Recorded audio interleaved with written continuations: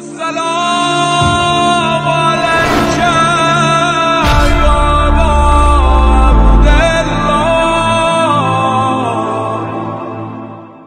السلام عليك يا أبا عبد الله. السلام عليك يا أبا عبد الله. السلام عليك يا أبا عبد الله. السلام عليك يا أبا عبد الله. السلام عليك يا أبا عبد الله. السلام عليك يا أمير المؤمنين. السلام عليك يعسوب الدين وقائد الغر المحجلين. السلام عليك يا باب الله.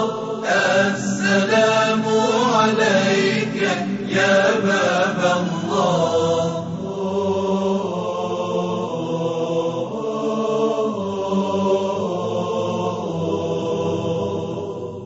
السلام عليك يا عين الله الناظرة ويده الباسطة وأذنه الواعية وحكمته البالغة ونعمته السابغة.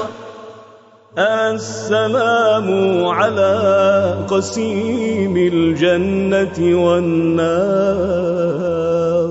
السلام على نعمة الله على الأبرار ونقمته على الفجار.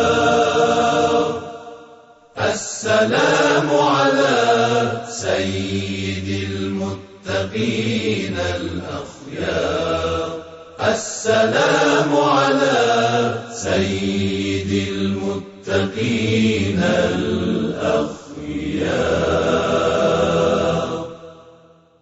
السلام عليك يا أمير المؤمنين. السلام عليك يعسوب الدين وقائد الغر المحجلين. السلام عليك يا باب الله. السلام عليك يا باب الله.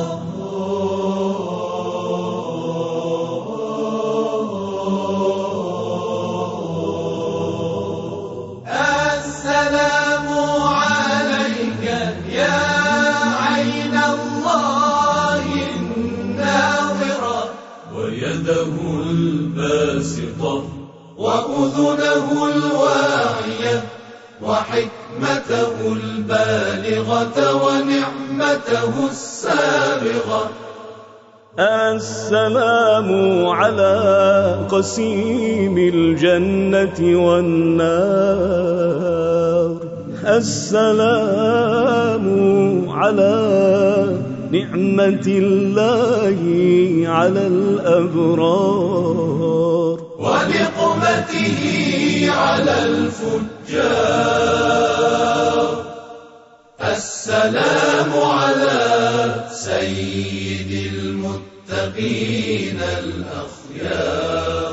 السلام على سيد المتقين الأخيار.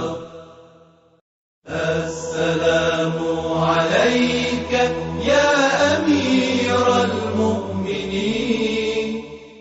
السلام عليك يعسوب الدين وقائد الغر المحجلين. السلام عليك يا باب الله، السلام عليك يا باب الله.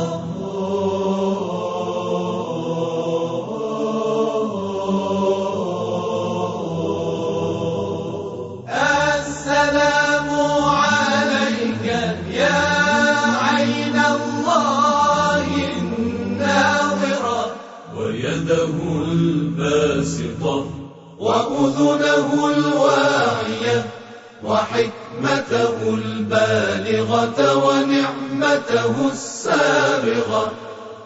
السلام على قسيم الجنة والنار، السلام على نعمة الله على الأبرار ونقمته على الفجار. السلام على سيد المتقين الأخيار، السلام على سيد المتقين الأخيار.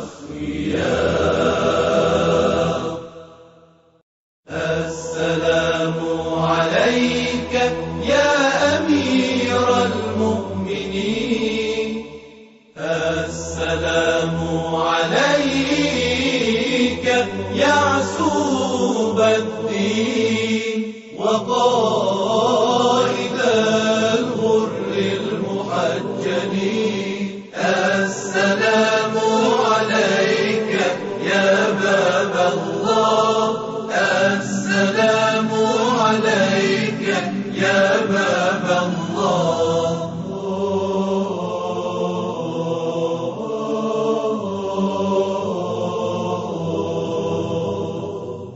السلام عليك يا عين الله الناظرة ويده الباسطة وأذنه الواعية وحكمته البالغة ونعمته السابغة.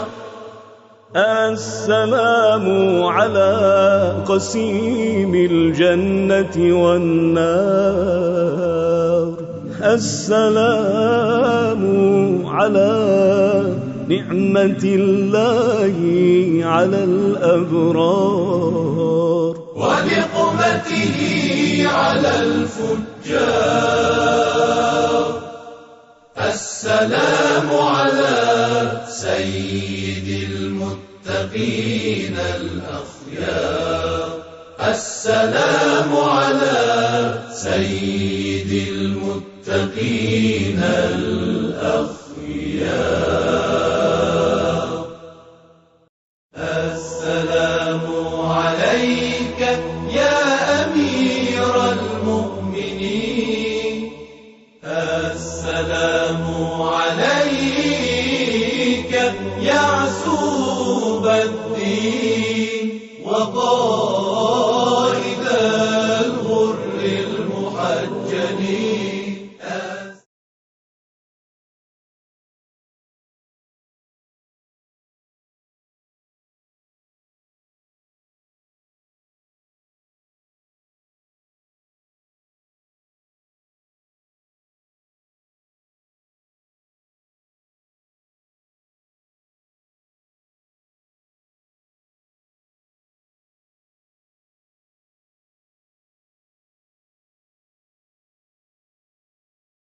بسم الله الرحمن الرحيم. اللهم صل على محمد وآل محمد، يا من تحل به عقد المكاره، ويا من يفثو به حد الشدائد، ويا من يلتمس منه المخرج إلى روح الفرج. ذلت لقدرتك الصعاب وتسببت بلطفك الأسباب، وجرى بقدرتك القضاء، ومضت على إرادتك الأشياء، فهي بمشيتك دون قولك مؤتمرا، وبإرادتك دون نهيك منزجرا. أنت المدعو للمهمات، وأنت المفزع في الملمات، لا يندفع منها إلا ما دفعت، ولا ينكشف منها إلا ما كشفت. وقد نزل بي يا رب ما قد تكأدني ثقله،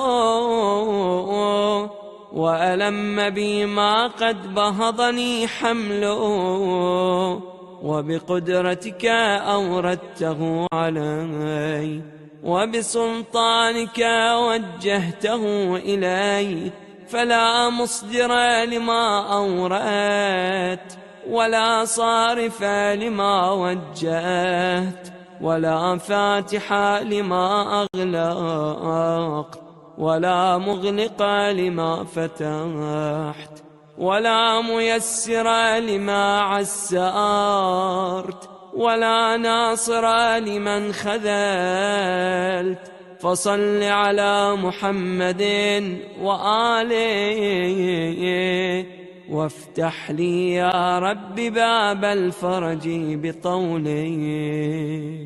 واكسر عني سلطان الهم بحولك، وأنلني حسن النظر فيما شكوت، وأذقني حلاوة الصنع فيما سألت، وهب لي من لدنك رحمة وفرجا هنيئا، واجعل لي من عندك مخرجا وحيا، ولا تشغلني بالاهتمام عن تعاهد فروضك واستعمال سنتك، فقد ضقت لما نزل بي يا رب ذرعا، وامتلأت بحمل ما حدث علي هما، وأندروا على كشف ما منيت به، ودفع ما وقعت فيه، فافعل بي ذلك، وإن لم استوجبه منك يا ذا العرش العظيم وذا المن الكريم، فأنت قادر يا أرحم الراحمين. آمين رب العالمين.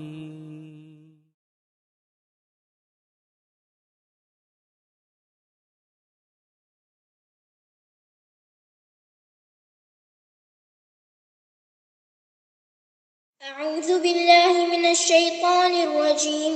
بسم الله الرحمن الرحيم.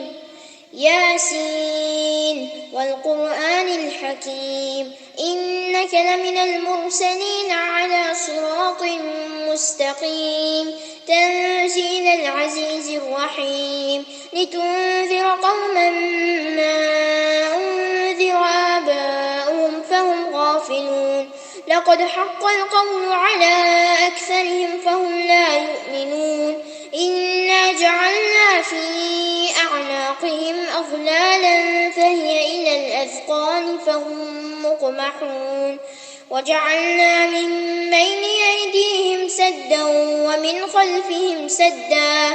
ومن خلفهم سدا فأغشيناهم فهم لا يبصرون وسواء عليهم أأنذرتهم أم لم تنذرهم لا يؤمنون إنما تنذر من اتبع الذكر وخشي الرحمن بالغيب فبشروا بمغفرة وأجر كريم. إنا نحن نحيي الموتى ونكتب ما قدموا وآثارهم وكل شيء أحصيناه في إمام مبين. واضرب لهم مثلا أصحاب القرية إذ جاءها المرسلون إذ أرسلنا إليهم 2 فكذبوهما فعززنا بثالث فقالوا إنا إليكم مرسلون. قالوا ما أنتم إلا بشر مثلنا وما أنزل الرحمن من شيء إن أنتم إلا تكذبون.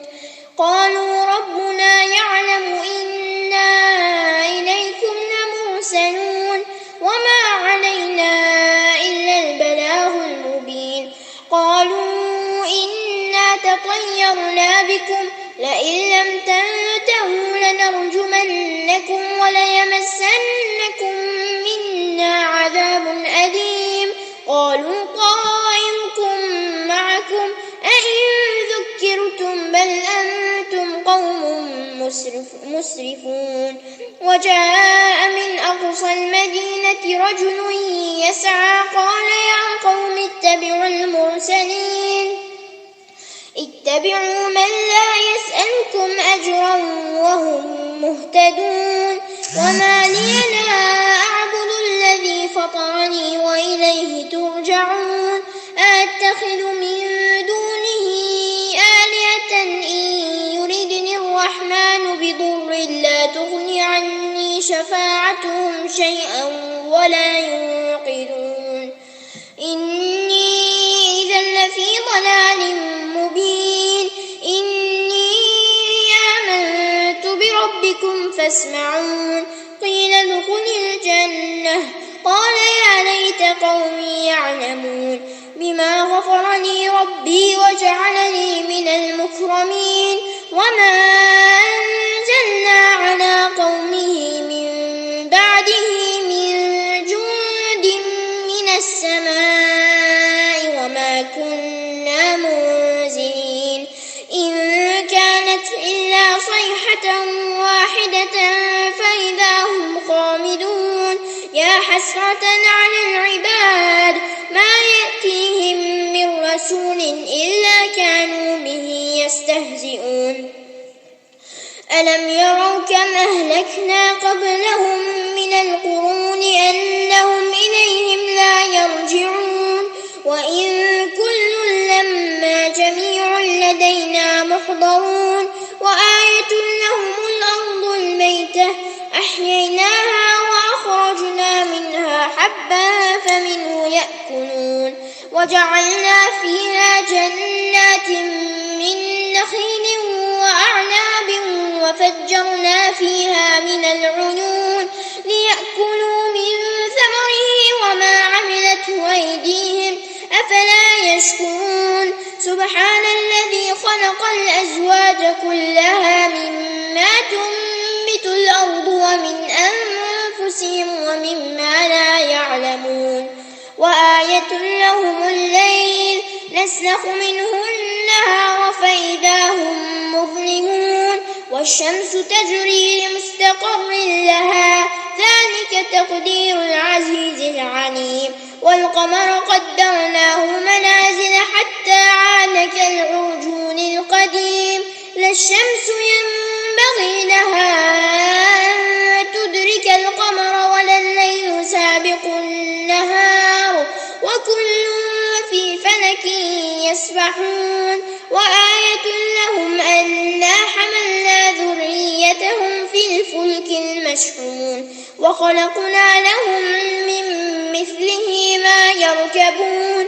وإن نشأ نغرقهم فلا صريخ لهم ولا هم ينقذون إلا رحمة منا ومتاعا إلى حين. وإذا قيل لهم اتقوا ما بين أيديكم وما خلفكم لعلكم ترحمون. وما تأتيهم من آية من آيات ربهم إلا كانوا عنها معرضين. وإذا قيل لهم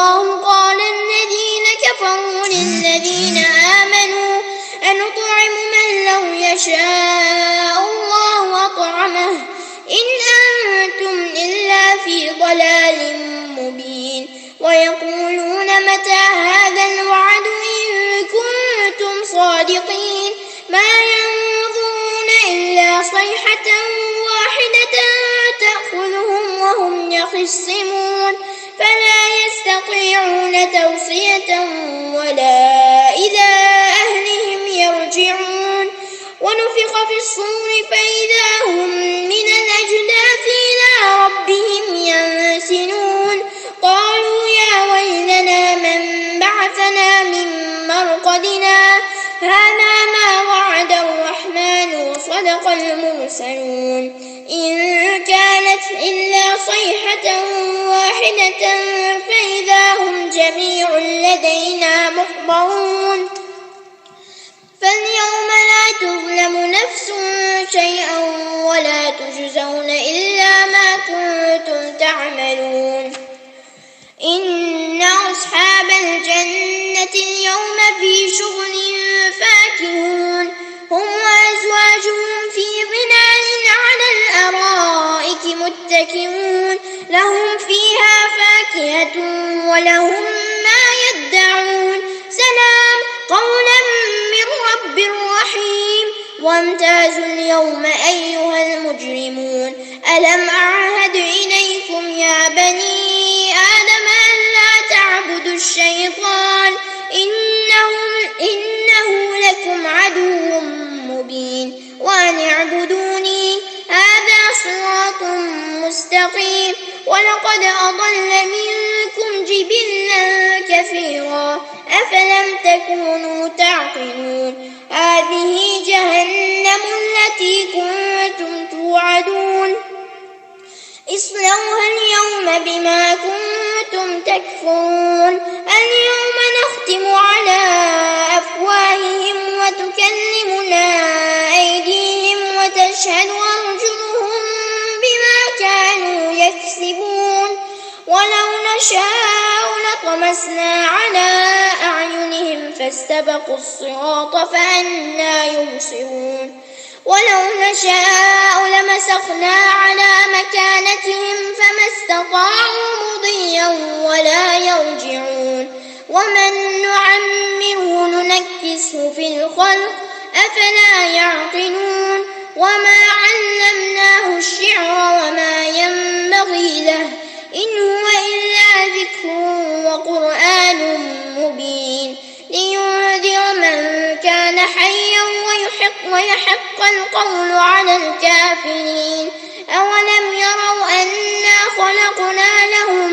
مما عملت أيدينا أنعاما فهم لها مالكون وذللناها لهم فمنها ركوبهم ومنها يأكلون ولهم فيها منافع ومشارب أفلا يشكرون واتخذوا من دون الله آلهة لعلهم ينصرون لا يستطيعون نصرهم وهم لهم جند محضرون فلا يحزنك قولهم إنا نعلم ما يسرون وما يعلنون أولم يرى الإنسان أنا خلقناه من نطفة فإذا هو خصيم مبين وضرب لنا مثلا ونسي خلقه قال من يحيي العظام وهي رميم قل يحييها الذي أنشاها أول مرة وهو بكل خلق عليم الذي جعل لكم من الشجر الأخضر نارا فإذا أنتم منه توقدون أوليس الذي خلق السماوات والأرض بقادر على أن يخلق مثلهم بلى وهو الخلاق العليم إنما أمره إذا أراد شيئا أن يقول له كن فيكون فسبحان الذي بيده ملكوت كل شيء وإليه ترجعون آمنا بالله. صدق الله العلي العظيم. صلوات.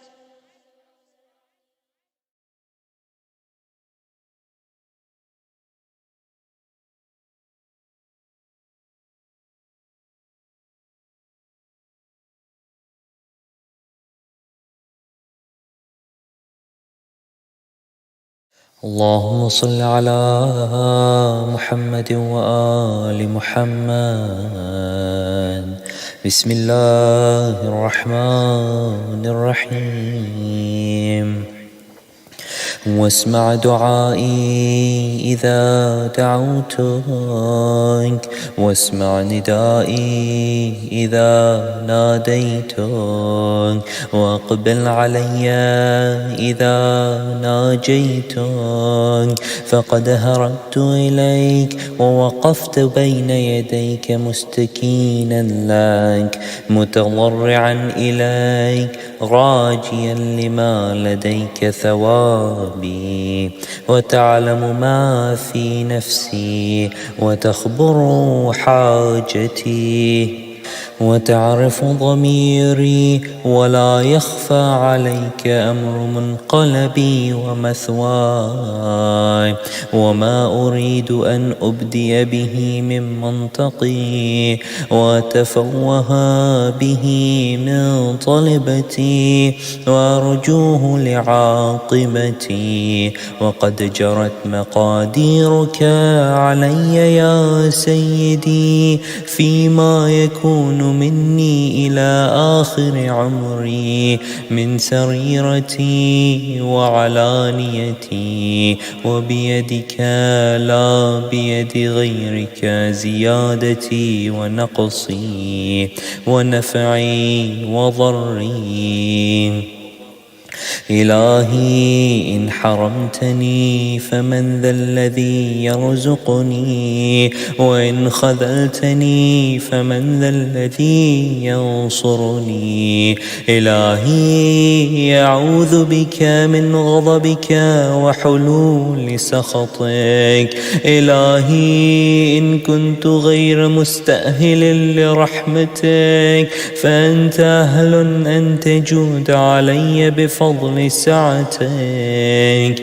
إلهي كأني بنفسي واقفة بين يديك، وقد ظلها حسن توكلي عليك، فقلت ما أنت أهله وتغمدتني بعفوك.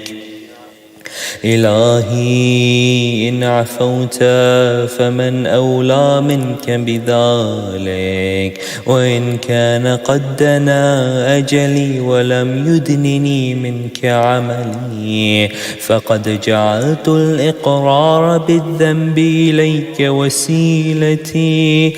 إلهي قد جرت على نفسي في النظر لها، فلها الويل إن لم تغفر لها. إلهي لم يزل برك علي أيام حياتي، ولا تقطع برك عني في مماتي. إلهي كيف آيس من حسن نظرك لي بعد مماتي، وأنت لم تولني إلا الجميل في حياتي. إلهي تول من أمري ما أنت أهله، وعد علي بفضلك على مذنب قد غمره جهله. إلهي قد سترت علي ذنوبا في الدنيا، وأنا أحوج إلى سترها علي منك في الأخرى، إذ لم تظهرها لأحد من عبادك الصالحين، ولا تفضحني يوم القيامة على رؤوس الأشهاد. إلهي جودك بسط أملي، وعفوك أفضل من عملي. إلهي فسرني بلقائك يوم تقضي فيه بين عبادك. إلهي اعتذاري إليك اعتذار من لم يستغن عن قبول عذره، فاقبل عذري يا أكرم من اعتذر إليه المسيئون. إلهي لا ترد حاجتي ولا تخيب طمعي ولا تقطع منك رجائي وأملي. إلهي لو أردت هواني لم تهدني، ولو أردت فضيحتي لم تعافني.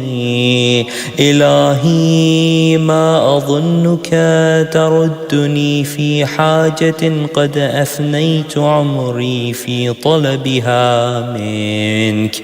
إلهي فلك الحمد أبدا أبدا دائما سرمدا، يزيد ولا يبيد كما تحب وترضى. إلهي أن أخذتني بجرمي أخذتك بعفوك، وإن أخذتني بذنوبي أخذتك بمغفرتك، وإن أدخلتني النار أعلمت أهلها أني أحبك. إلهي إن كان صغر في جنب طاعتك عملي فقد كبر في جنب رجائك أملي.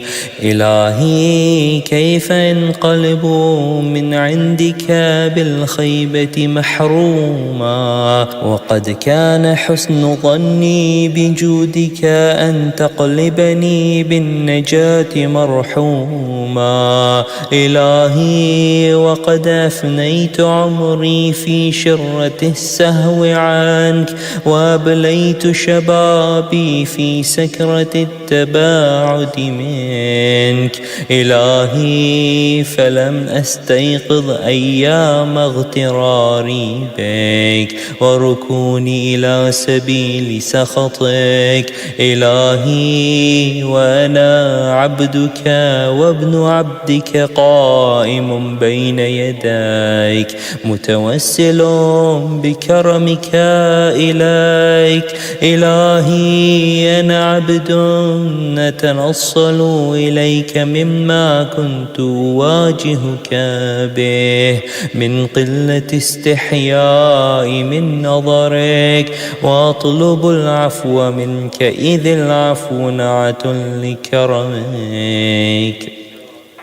إلهي لم يكن لي حول فانتقل به عن معصيتك إلا في وقت أيقظتني لمحبتك، وكما أردت أن أكون كنت، فشكرتك بإدخالي في كرمك ولتطهير قلبي من أوساخ الغفلة عنك. إلهي انظر إلي نظر من ناديته فأجابك، واستعملته بمعونتك فأطاعك.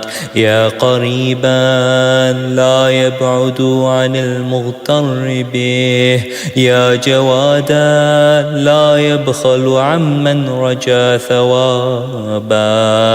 إلهي هب لي قلبا يدنيه منك شوقه، ولسانا يرفع إليك صدقه، ونظرا يقربه منك حقه. إلهي إن من تعرف بك غير مجهول، ومن لاذ بك غير مخذول، ومن أقبلت عليه غير مملول. إلهي إن من انتهج بك لمستنير، وإن من اعتصم بك لمستجير.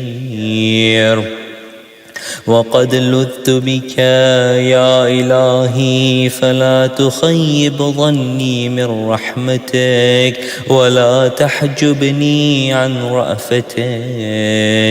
إلهي أقمني في أهل ولايتك مقام من رجا الزيادة من محبتك. إلهي وألهمني ولهم بذكرك إلى ذكرك وهمتي في روح نجاح أسمائك ومحل قدسك.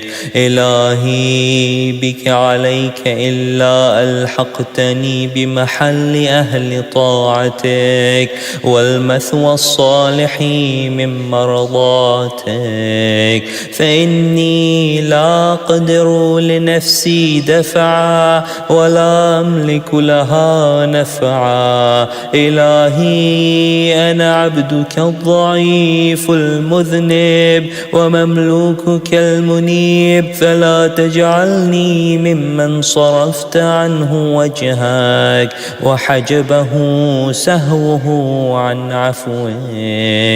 إلهي هب لي كمال الانقطاع إليك وانر أبصار قلوبنا بضياء نظرها إليك حتى تخرق أبصار القلوب حجب النور فتصل إلى معدن العظمة وتصير أرواحنا معلقة بعز قدسك. إلهي واجعلني ممن ناديته فأجابك ولاحظته فصعق لجلالك فناجيته سرا وعمل لك جهرا. إلهي لم أسلط على حسن ظني قنوت الأياس ولا أنقطع رجائي من جميل كرمك. إلهي إن كانت الخطايا قد أسقطتني لديك فاصفح عني بحسن توكلي عليك. إلهي إن حطتني الذنوب من مكارم لطفك فقد نبهني اليقين إلى كرم عطفك. إلهي إن أنامتني الغفلة عن الاستعدار لقائك فقد نبهتني المعرفة بكرم آلائك. إلهي إن دعاني إلى النار عظيم عقابك فقد دعاني إلى الجنة جزيل ثوابك. إلهي فلك أسأل وإليك أبتهل وأرغب وأسألك أن تصلي على محمد وآل محمد وأن تجعلني ممن يديم ذكرك ولا ينقض عهدك ولا يغفل عن شكرك ولا يستخف بأمرك. إلهي والحقني بنور عزك الأبهج فأكون لك عارفا وعن سواك منحرفا ومنك خائفا مراقبا يا ذا الجلال والإكرام. وصلى الله على محمد رسوله وآله الطاهرين وسلم تسليما كثيرا.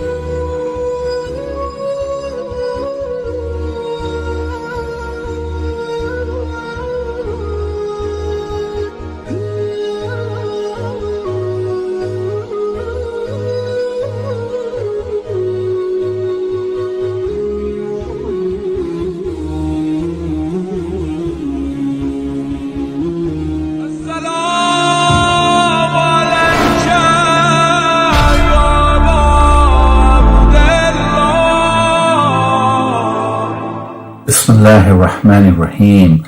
I begin in the name of Allah, the Merciful, the Compassionate.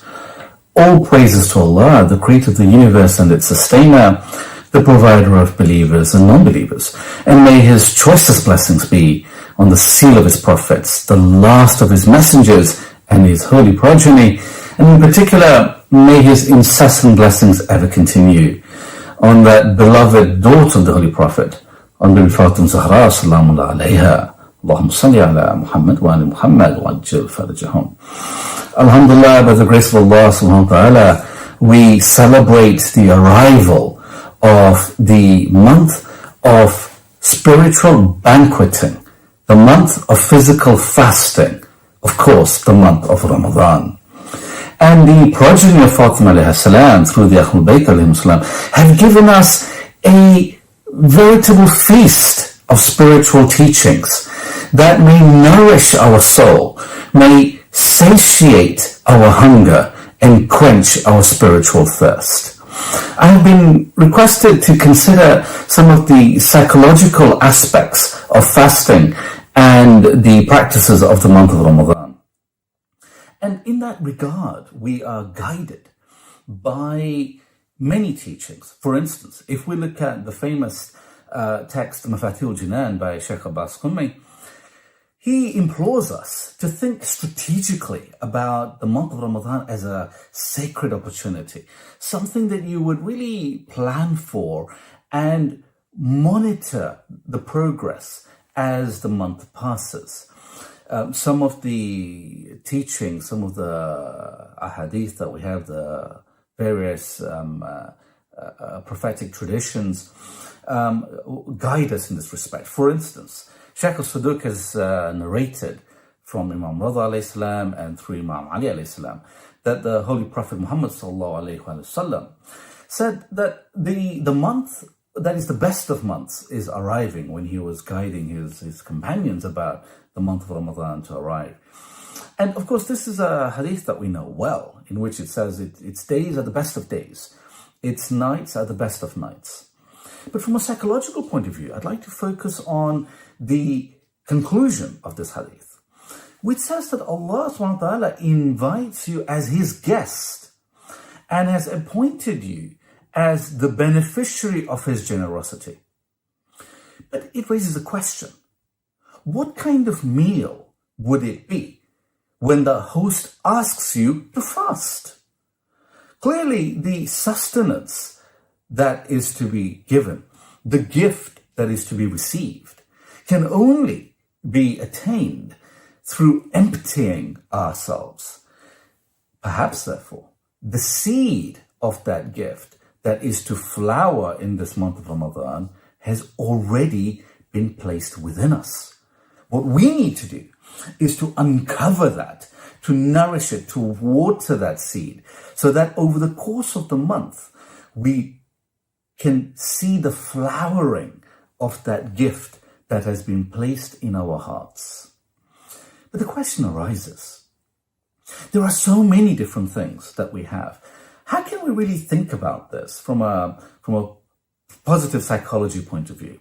Well, one of the key aspects that we see in empirical psychology is the power of goal setting, of focusing our motivation. Because those people who do invariably are more successful in whatever they set their mind to. Now, this is well known. But when we apply this idea to the month of Ramadan, we could think of it as entering a spiritual elevator. And of course, we get to choose what button we press.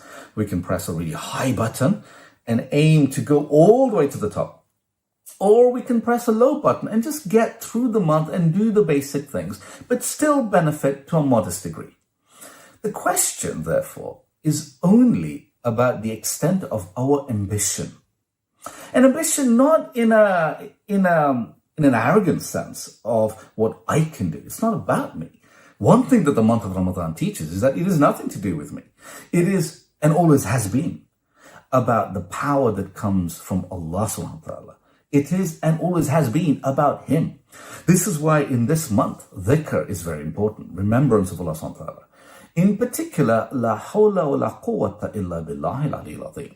That there is no strength, there is no power other than Allah, the Exalted, the Almighty. And we will come back to this as we discuss different dimensions of the psychology of fasting. But just to set the theological premise a bit further, in the Islamic teachings, self-reflection, indeed what in psychotherapy we would call metacognition, thinking about thinking, is regarded as really important. And of course, the month of Ramadan is the month of not just reading the Holy Quran, but reflecting upon it in a very personal way. It's about our relationship with the Quran.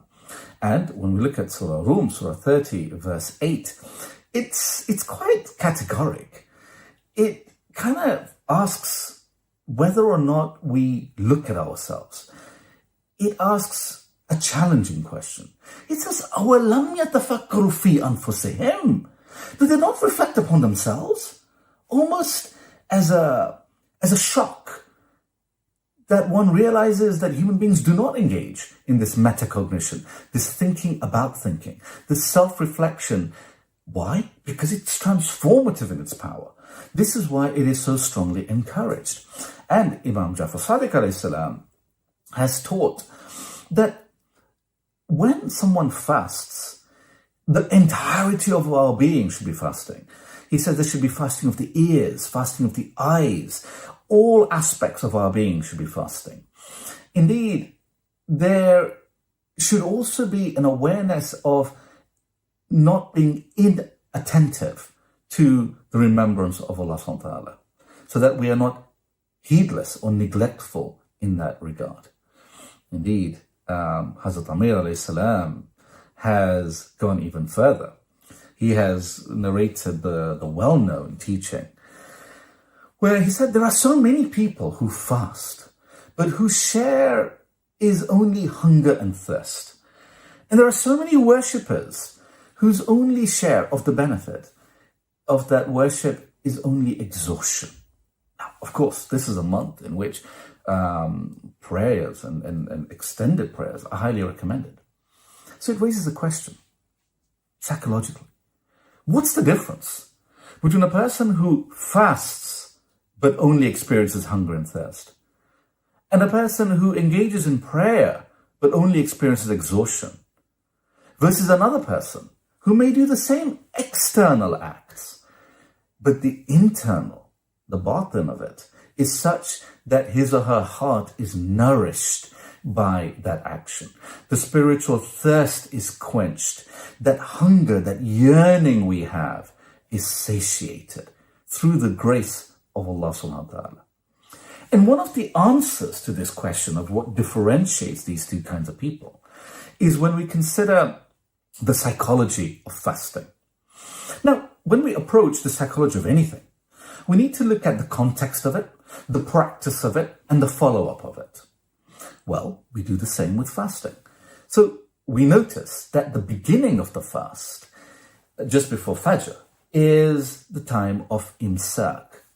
Now, often when we think about psychology within the Islamic tradition, the Arabic terminology that is used is very powerful in unlocking the psychological secrets that they are holding. And when we consider imsak, the roots of that, the root verb is really about withholding. It's about retaining. It's about not releasing.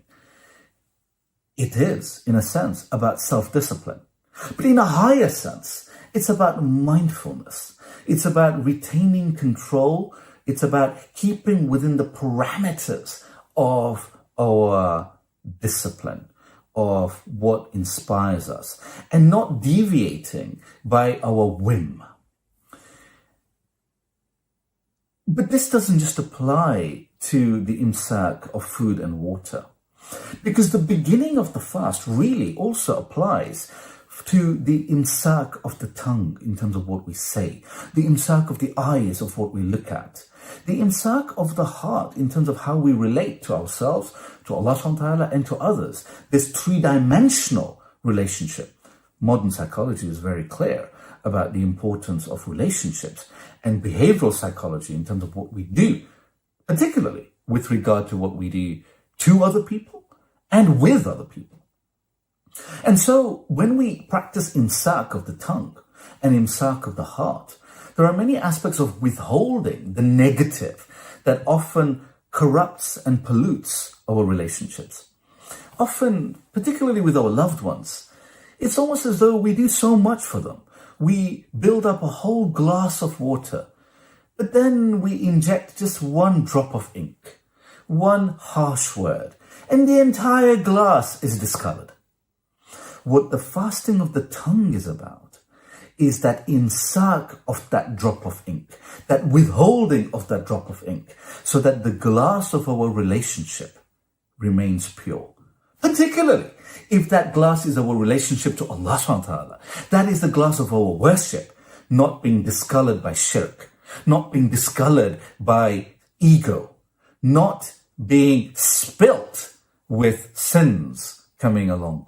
And this is really how the idea of imsak doesn't just apply at the beginning of the fast, but indeed heralds the method by which we are to engage in this practice throughout the fast. Indeed, we start as we mean to go on.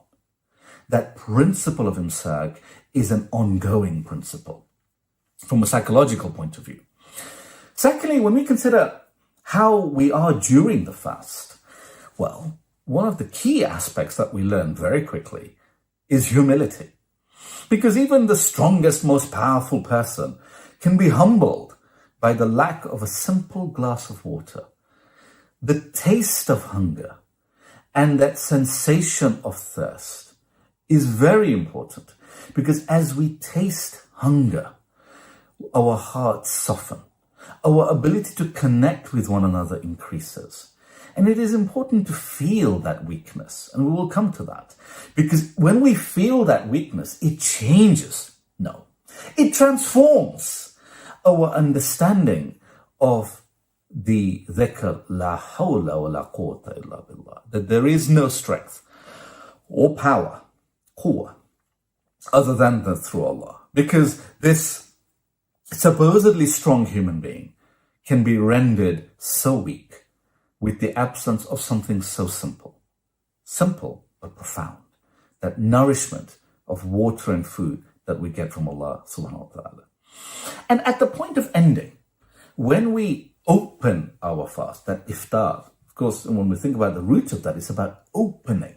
But it is not just about opening the fast with the food that we have, but it is also the inner opening of the heart that iftar represents, the opening of the heart that occurs as we give thanks for the food that we have. And we have that dua, Allahumma laka sumtu, that, oh Allah, I have fasted for you, and I open my fast through your rizq.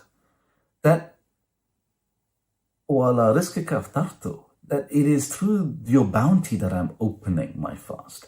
And with that opening, we have the opening of our hearts through gratitude.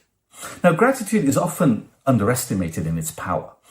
We are increasingly learning through the empirical data of psychology of gratitude, of how it works. And it works at many different levels. Many cognitive layers are engaged when we practice gratitude. But in this moment of iftar, we feel a vulnerability, but we also feel a hope. So we've got gratitude for what we are receiving. We have hope that the fast has been accepted. But in that moment of vulnerability, when we are opening to Allah subhanahu wa ta'ala, we also relinquish all the structures of deceit, of conceit. We will release the deceit that we've practiced, particularly to Allah subhanahu wa ta'ala, and we open with hope.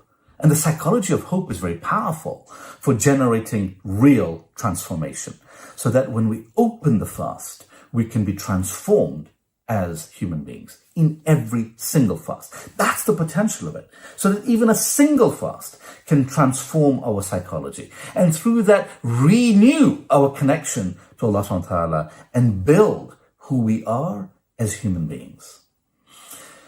Let us go deeper. When we consider the different dimensions of the fast itself from a psychological perspective. So we've considered the beginning, the middle, and the end as a structure.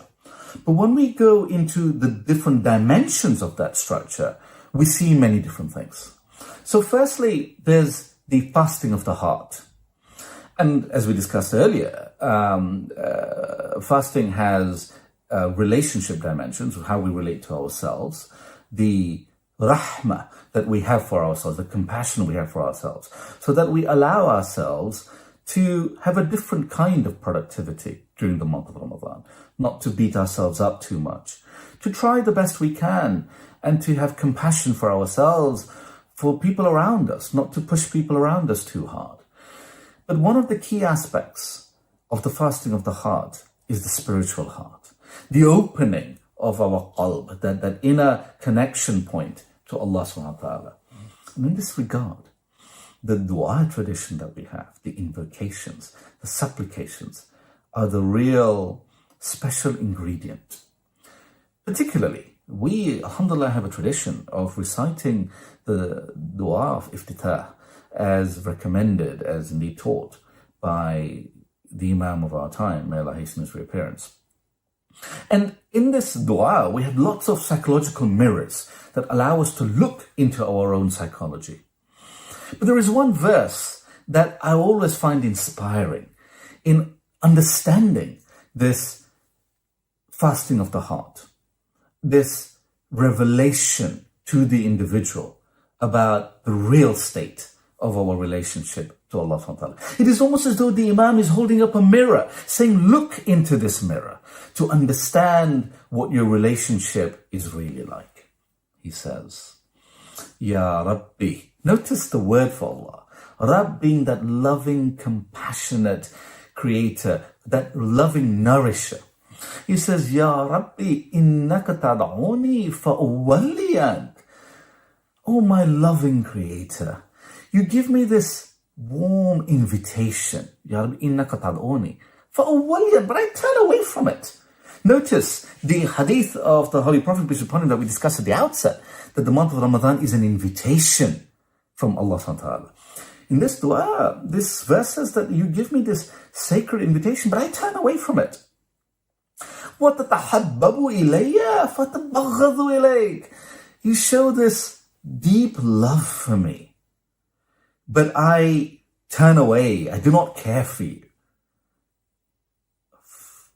فَأَتَبَغَّضُ إِلَيْكَ. There's this sense of rejection of that love, spurning of the love that has been offered to us. This is the beloved reaching for an embrace, but we turn our backs.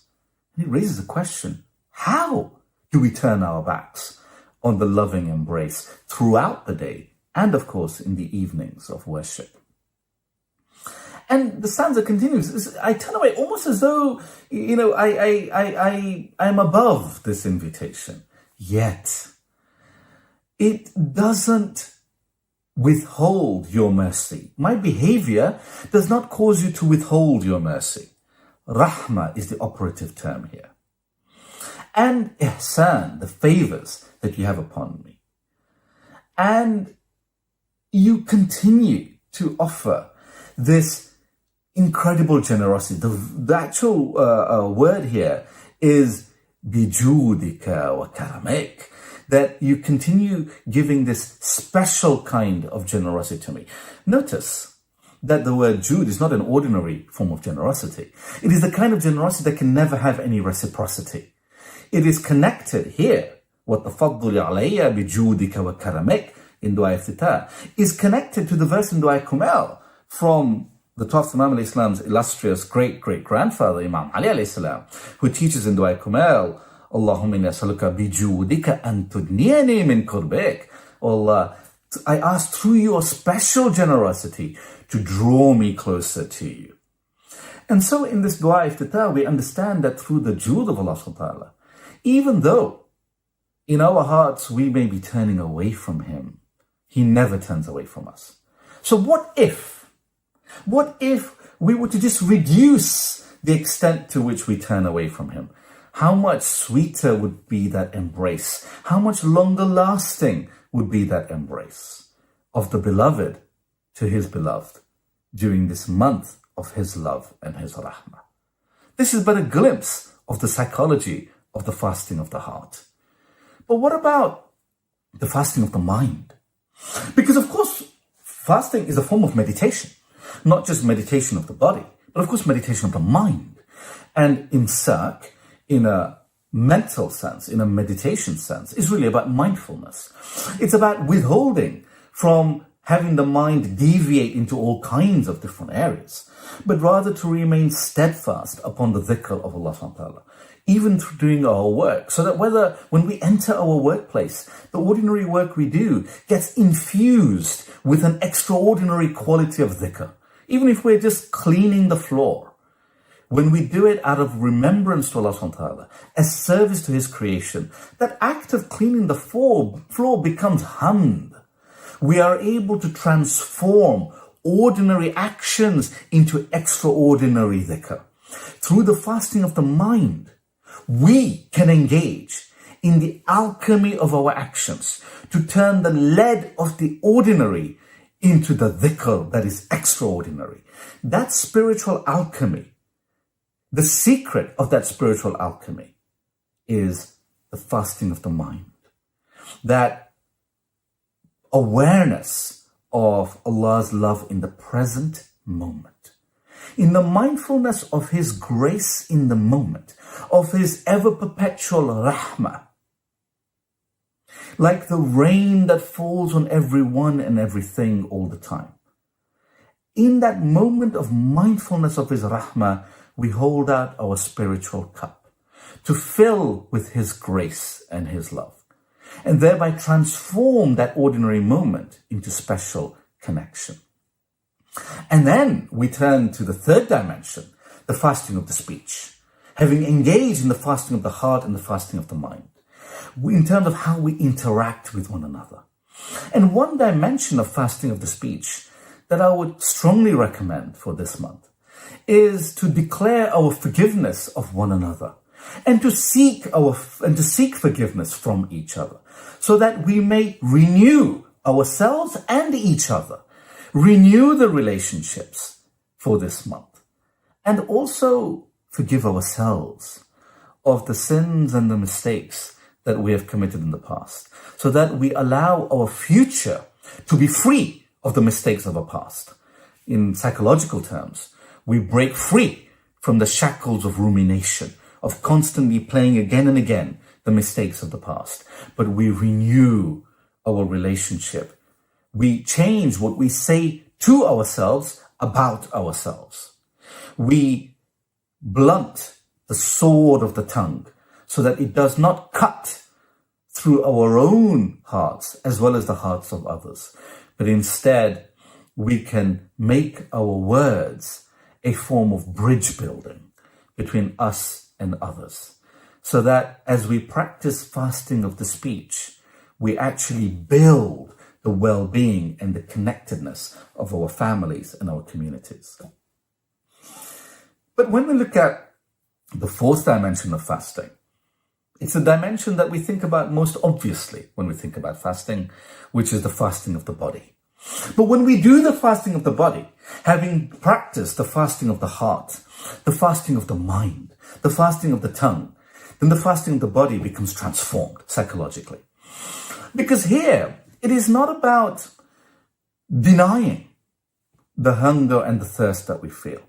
It is not about denying the tiredness we may feel, but rather, it is about engaging in the practice of acceptance, of releasing resistance, of tasting the hunger, of feeling the weakness as it softens our heart to connect to others, and to be with it, to be with the weakness of being a human being, not to resist, but to find that the strength to practice fasting despite the physical weakness comes from the one true source of power, thereby changing our dhikr of la hawla wa la quwwata illa billah. Just as when we are practicing our salah in this month, we recognize that when we are on the ground, when we are down, when we are beaten up by the world, and we want to rise, 12 times a day we rise from the ground back up onto our feet. How? By asserting, Bihawlillah, wa quwwatihi, aqumu wa aqud. That by the strength of Allah, through His power, I stand once again. Despite having been pushed to the ground by my own folly, by the injustices of the world, through the power of Allah, I can rise again. And when I feel that weakness, when I taste that hunger, I know I have access to a strength.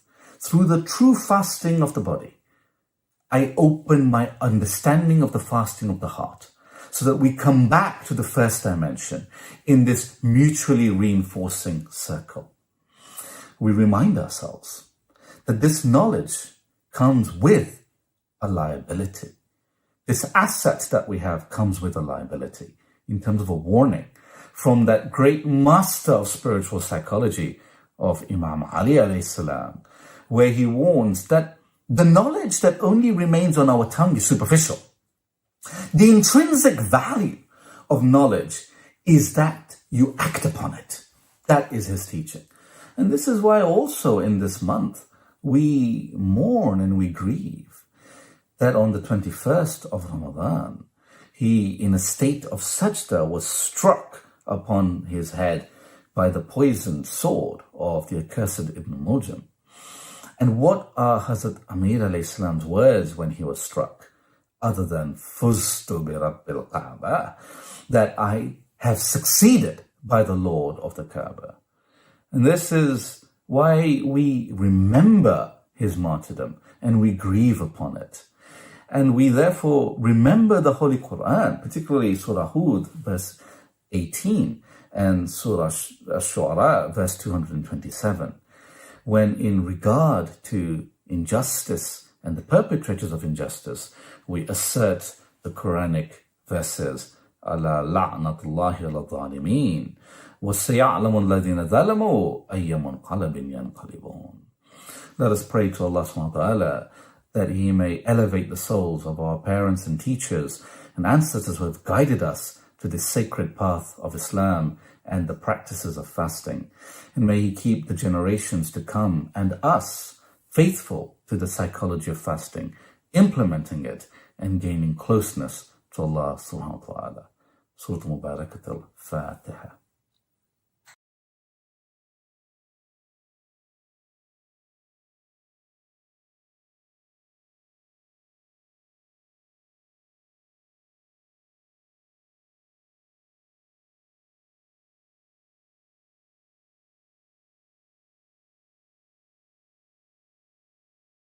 اللهم صل على محمد وآل محمد. بسم الله الرحمن الرحيم. أما يجيب المضطر إذا دعاه ويكشف السوء. أما يجيب المضطر إذا دعاه ويكشف السوء.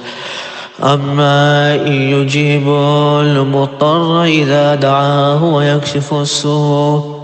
أما يجيب المضطر إذا دعاه ويكشف السوء. أما يجيب المضطر إذا دعاه ويكشف السوء. بسم الله الرحمن الرحيم.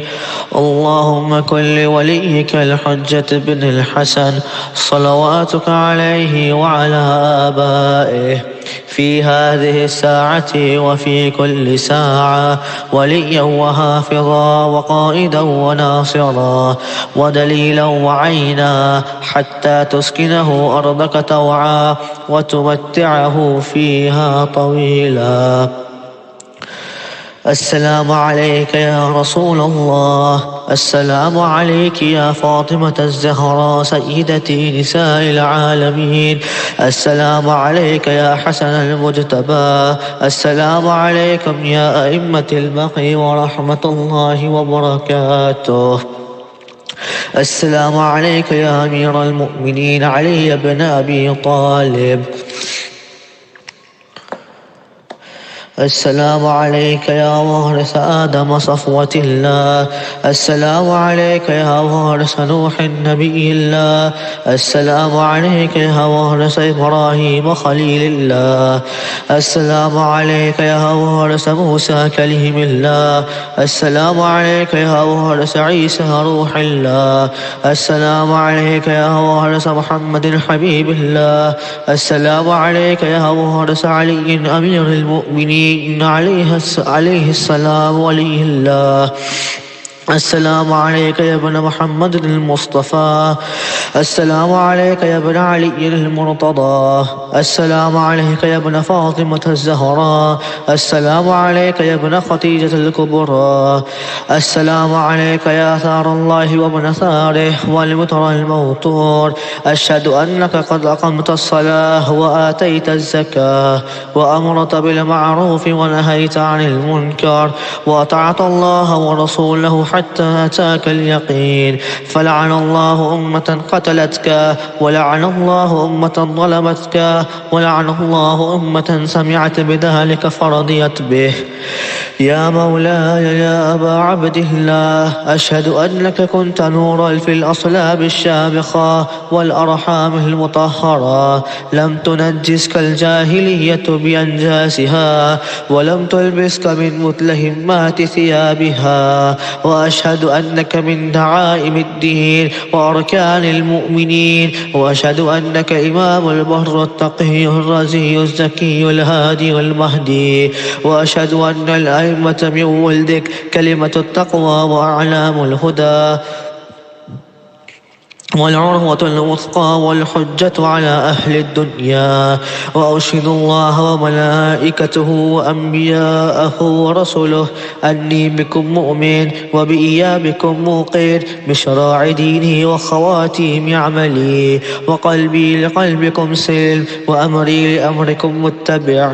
صلوات الله عليكم وعلى أرواحكم وعلى أجسادكم وعلى أجسامكم وعلى شاهدكم وعلى غائبكم وعلى ظاهركم وعلى باطنكم.